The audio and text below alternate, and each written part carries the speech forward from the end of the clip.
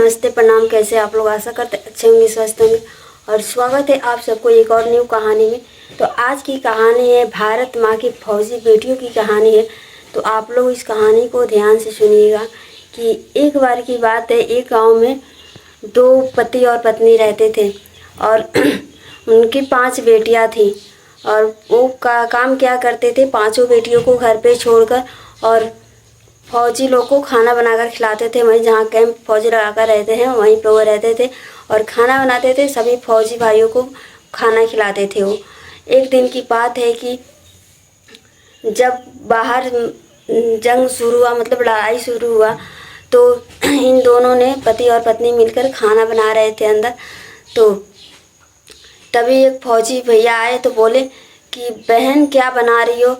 तो वो बोली कि आज मैं चिकन और चावल रोटी बना रही हूँ। तो फौजी भाई ने कहा ठीक है बहन, तू बनाओ, अभी मैं बाहर का हालात देख कर आता हूँ।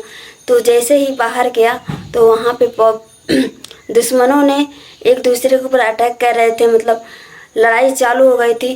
तो वो तो लौट कर नहीं आए, फिर वो लड़ने में शुरू लग गए। तो फिर कुछ देर के बाद ऐसे लड़ाई चलती। तो उस व्यक्ति का नाम था जगन।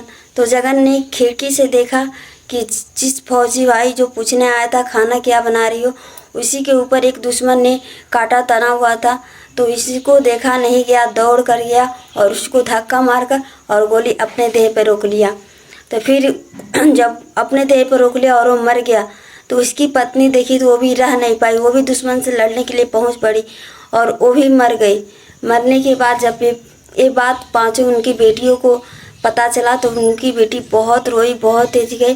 फिर जो पांचों में बड़ी थी वो अपनी चारों बहनों को संभाल ली और बहुत समझाई और उन्होंने भी अपने मन में एक जिद ठान लिया कि हम लोग भी फौजी बनेंगे, आर्मी बनेंगे और इस आंसू का बदला ज़रूर लेंगे। और उनको ये समझ में नहीं आ रहा था कि फौजी बनने के लिए बहुत सारी ट्रेनिंग देनी पड़ती है। तो जो बड़ी बहन थी रोज़ सवेरे